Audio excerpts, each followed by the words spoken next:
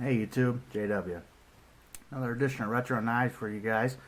Today we're going to be looking at a German design knife, pre-World War II design, called the Pantographic knife, or what a lot of people call the Paratrooper knife.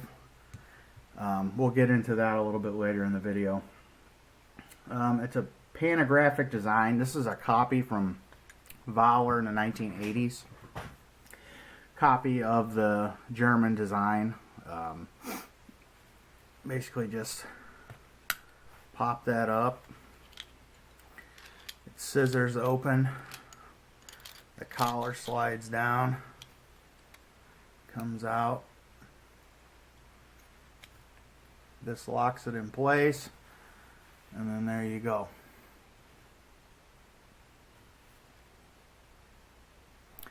Has a 80s style Valor Miami blade on here, which a lot of these you'll see have a dagger design. I think that basically what they probably did was took the blades that they used in their like survival knives and stuff and put that, made it for this knife as well. I don't know if you can see that. Valor Miami, USA. 440 stainless, Japan. I haven't really cleaned this knife up at all. You may have seen it on Instagram if you follow me there. I just kind of oiled it and wiped it down. That was it. I mean, there is some scuffs on it and stuff here in the stainless, which, you know. But the blade is more or less, I think, unused. It also has some stuff here in the tang. This design is similar to a balisong, which, you know, it has the scissor method of opening. Has the longer tang, and then the handle is symmetrically segmented and articulated to fold away on both sides to grip the longer tang. Then this collar slides. Similar to a balisong, that it uses the pantographic linkage to keep the handles aligned during opening and closing.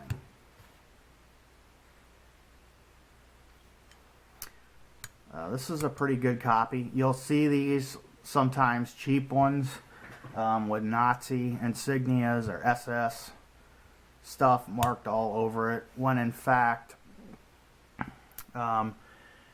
there's really no evidence to know that these knives were issued to the German military, or any military for that matter, during World War II. The design, like I said, goes back, it's pre-World War II. There is documentation of some stamped DRGW, which was made during World War II, but there's really no evidence that these were ever issued to Nazi troops in the Third Reich during the war. It is a very solid design. Kind of, I think, was it Smith & Wesson that makes the Power? They call that the Power Glide, which I think is basically the same design as this, but yeah, it locks up very good. And it's a very strong knife compared to other folding knife designs, you know, because that linkage and that it connects at so many different points that, you know, a lot of them, you know, it's almost like a fixed blade knife at this point, you know, a lot like a balisong. So you're looking at about 9 3/4 inches long open. You know, like I said, a lot of these were made, I mean, they still make copies. I've seen some on Amazon that had German Nazi SS markings and stuff all over it. I think from what I gather is about 1948, after the war, they started producing these and calling them paratrooper knives kind of as a marketing thing. After the war, and even still today, there's a lot of interest in German, particularly Nazi, like the Luger, for example, was very, very popular post-World War II. All the GIs wanted that Luger, classic Luger style of gun. That's why they came up with the like the Browning Challenger that I have, and like the Colt Woodsman, and all that. The Ruger Mark I, or Mark series of 22s that have that classic Luger style to them, because people wanted that stuff, and I think that's kind of what we got going on here. But it is a German design. Most people will call this or sell it as a paratrooper knife, when really it wasn't. It's just kind of one of those things, I think. But it's a really good knife, and this one I think is a pretty good example. The quality on this one is pretty good compared to, I'd say some of the cheaper ones that they probably sell today. I don't really know of any really good manufacturer that makes these anymore. This is really what, there's another variation of this. Obviously this is a replica. But this is what, there's slimmer ones. They had wood handles mostly. Obviously we're talking about World War II, what the German paratroopers used during World War II is, and beyond, is this knife right here. They used gravity knives. This is what the Nazi airborne used. It's a pretty cool knife too.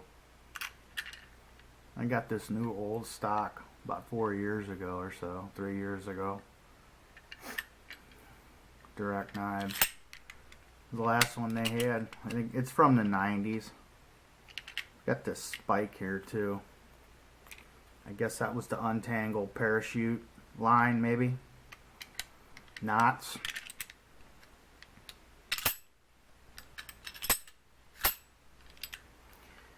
Getting off track here. Let's see how that compares as far as length. Like I said, a lot of these more or less the same. A lot of these that you see are dagger blades.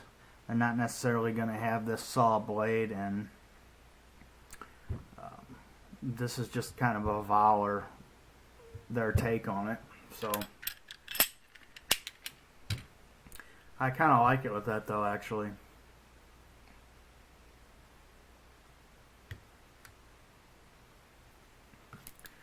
Pretty cool.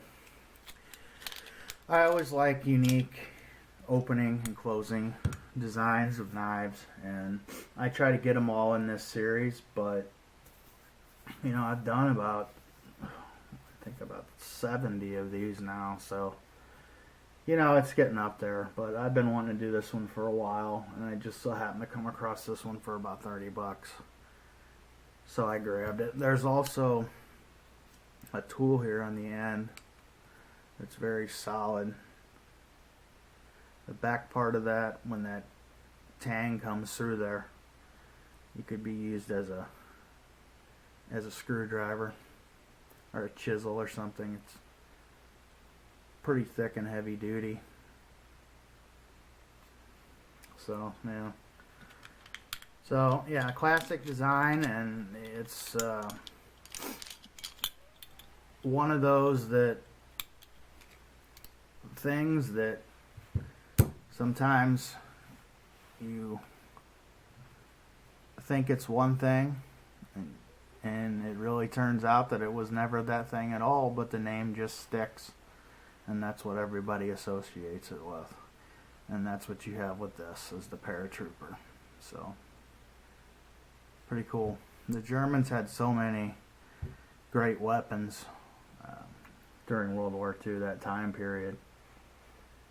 Guns and knives, really cool really cool stuff. So I appreciate you guys watching and subbing to my channel, liking my videos, watching them to the end.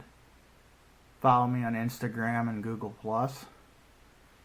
and I will be posting about one video a week. I may do more this week because I've got a few other things, but we'll see. But anyway, I appreciate it, guys, and I'll catch you on the next one. Thanks.